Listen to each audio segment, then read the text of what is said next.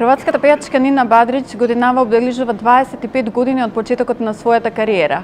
Многу пати доаѓала во Македонија, меѓутоа тука е прв пат за да го најави својот прв голем солистички концерт кај нас. Нина, добре дојде во Скопје. Još bolje vas našla, hvala što ste me ugostili. Nevjerojatno ima 25 godina karijere, a ne imati nikada solistički koncert u Skopju. I to je jedna nepravda koju ću ja od ove godine sam odlučila ispraviti. Tako da ću ja imati puno koncerata u Makedoniji od kad napravim sada prvi. Се радувате ли на средбата со македонската публика?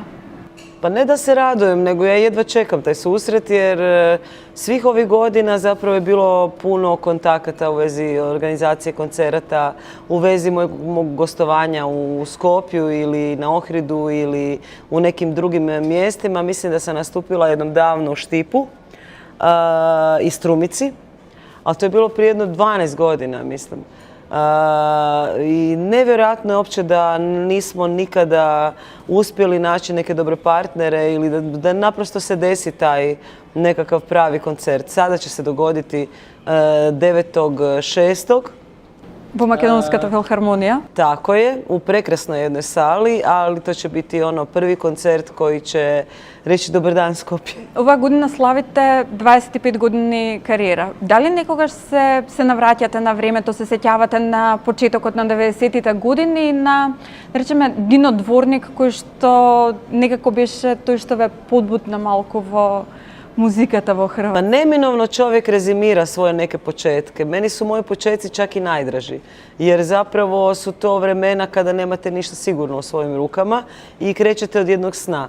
Ja se toga rado prisjetim zato što tad sama sebi dam odgovor da je zaista moguće ono što istinski želiš, kao u Malom princu, da kada nešto jako želiš da se sve zvijezde urote na nebu da to i ostvariš. Uz puno rada, uz puno truda u životu dođeš do nečega, a opet se vrata otvaraju ako taj put i je negdje nama namijenjen.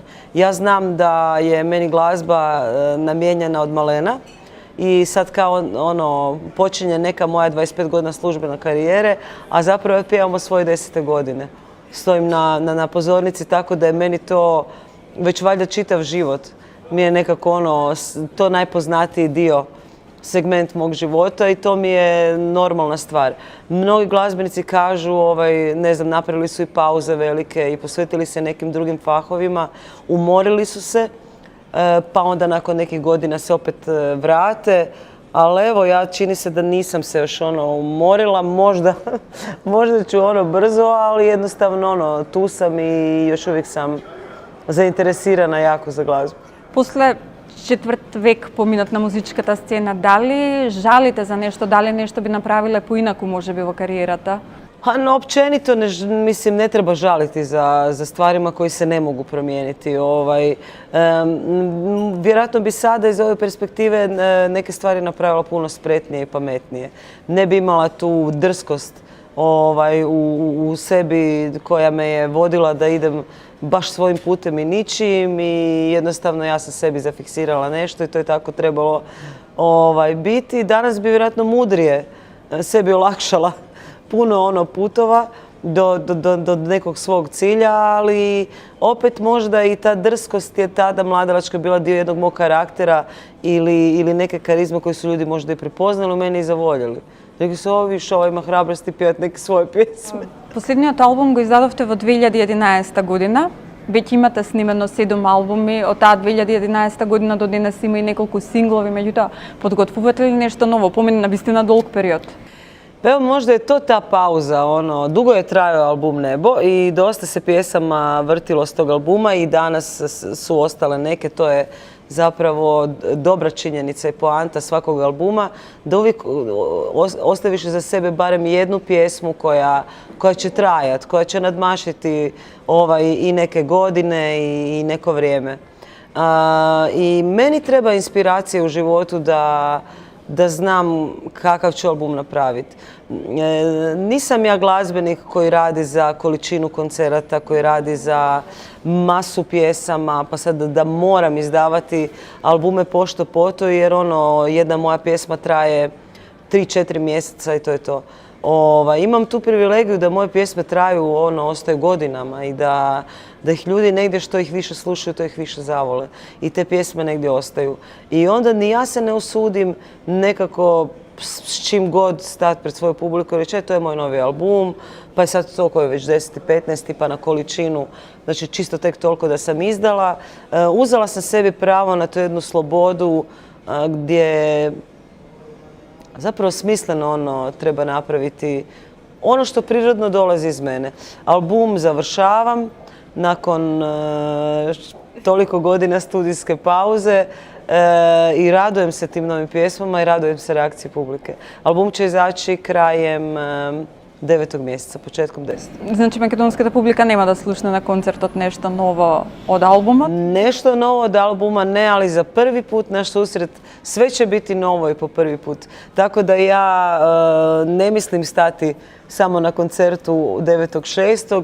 već zaista mislim, imam u planu napraviti i koncerte i do kraja godine još. Postoji li neka pesma što ve definira vas, što ve obeležala, što секогаш кога ќе ве прашаат која е омилената песна на Нина? Pa ne znam, mnogi ljudi ne znaju da sam ja autor većine glazbe i tekstova svoje karijere i svojih pjesama.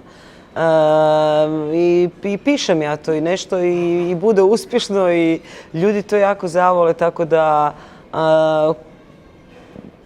koja pjesma bi mene definirala ne znam, ali pjesma koju ja volim i koja ima jednu veliku količinu životne radosti i pozitive je sigurno pjesma Za dobre i loše dane. To je negdje ljudima, jako puno dobivam pisama od ljudi koji govore da je njima ta pjesma jedna ogromna radost i jedna ogromna snaga. Danas, nećeš vjerovati, mislim da je to i kod vas sada moderno, life coach. I onda me toliko iznenadila i razveselila činjenica da neki od tih life coacheva, dakle, svoja predavanja otvaraju sa pjesmom Za dobre i loše dane. I to je ono što je genijalno, da kao umjetnik imate, kaže se da ako jednu osobu uspijete promijeniti, odnosno dotaknuti onim što radite, to je već velika stvar. Та 2011 година кога го издадовте последниот албум, имавте и соработка со браќата Таветјан, ја направивте песната Не кажувај Либе добра ноќ. Ви беше ли тешко да го научите текстот на македонски јазик, да го научите акцентот? Како се справивте? Ja sam mislila da će biti teško jer makedonski jezik koliko god je meni prekrasan, toliko je težak, naravno jer ga ne poznajem. Ali u studiju sam ja tu pjesmu snimila, mislim, za jedno 5 minuta. I oni su, kad sam im poslala snimku, onda su imali samo primjedbu ne na noć, nego noć. Ki. Da, ć i ć. Tako je, da. I molili su me da to ispravim i ja sam rekla nema problema jer sve ostalo ok, izgovoreno je, sve ostalo u redu. I zapravo meni je ta pjesma toliko jedna draga suradnja i toliko mi je bilo zapravo prekrasno i na neki čudan način prirodno pjevat na makedonskom jeziku jer je jako pjevan. Ta pjesma mi je onako posebno nježna, posebno draga i emotivna i bila sam presretna zapravo kad su me zvali da budem jedna od njihovih gošća. Ова евровизијска недела, се сеќавате ли на времето кога настапувавте во Баку на песната Небо? Какви сеќавања ве врзуваат за Евровизија? Prvi dojam, iskreno, to je meni bio najstresniji period ikad u karijeri i ta Eurovizija je neminovno jedan veliki stres. Zato što je to zapravo festival, to je nadmetanje zemalja. Koja zemlja je jača, u tom trenutku vjerojatno i spremnija preuzeti organizaciju, ta zemlja će i negdje i na kraju i odnijeti neku pobjedu. Eurosong, ja sam shvatila tada da je tu glazba zapravo u nekom drugom planu. Što je meni, naravno prekasno sam shvatila da možda to nije recimo festival za mene.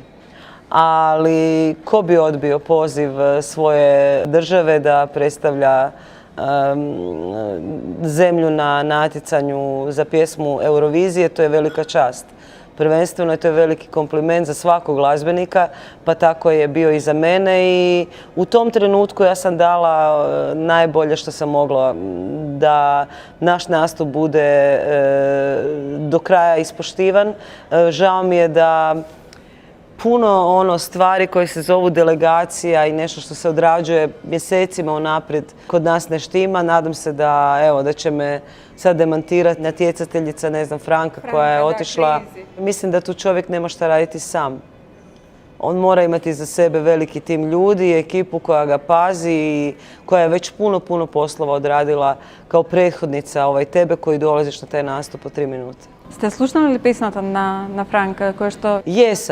Jesam, slušala sam i tu pjesmu, slušala sam i neke druge pjesme koje je imala za Eurosong. Poznajem cijelu tu ekipu i evo, držim im palčeve zaista da prođu, odnosno da sa što manje trauma se vrate kući. Тешко е да се биде популарен на хрватската сцена, не само во Хрватска, вие сте популарна и на Балканот. Како се носите со сето тоа што ви се случува во изминативе 25 години? Pa ne doživljavam ja sebe kao tu nekakvu slavnu osobu. Meni je slava uvijek bila neki popratni dio glazbe. Kada čovjek se budi i liježe s činjenicom da je kao slavan ili prepoznat, to je već jedna stvar koja je veliki alarm koji zvoni da se malo maneš ovog posla kojim se baviš i da jednostavno počneš shvaćati da je život ima puno više segmenata nego samo tvoj posao ili nekakva slava koja te ne može odrediti u životu kao bitnije biće od ostalih ljudi s kojima ti jesi. Možda je čak teret javnog posla baš ta javnost.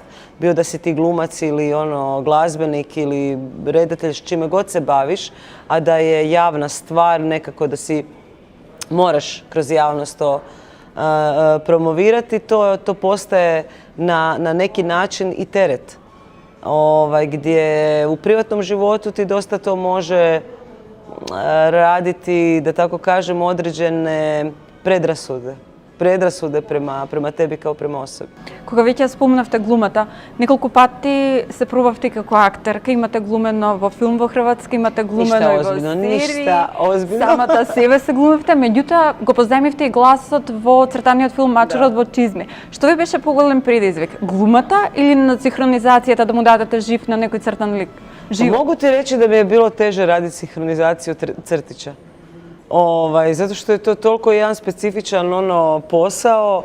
Super mi je taj crtić mačak u čizmama i jednostavno bilo mi je super kad su me zvali da sinhroniziram tu mačku, njegovu najbolju prijateljicu koja krade s njim okolo po svijetu i onda na kraju se njih dvoje kao zaljube. To je fenomenalan crtić koji mi je užasno simpatičan, ima jednu lijepu pouku, ali je bilo jako teško zapravo sinhroniziranje je kao matematika. Znači, nema tu tebe, nego jednostavno moraš točno po određenim kadrovima i točno u sekundi dati taj karakterčić ili glas toj mački koja je već zadana. To mi je bilo onako dosta puno stresnije. Колкава подршка ви се сестрите Сунчица и Дијана во животот? Колку сте блиски? Pa jako smo bliske i što smo starije, smo još bliže. Zato što čovjek s godinama i vremenom stvarno uviđa da mu je obitelj svetinja i da jednostavno tu je ta neka baza gdje čovjek treba najviše vremena pokloniti. A sve ostalo dođe i prođe uz to nešto malo prijatelja koje zadržimo u životu ili steknemo. To bi bilo to. Ipak negdje najiskreniji put je i najiskreniji ljudi koje imamo u životu je naša najbliža obitelj. Nina, hvala na razgovoru. Hvala vama.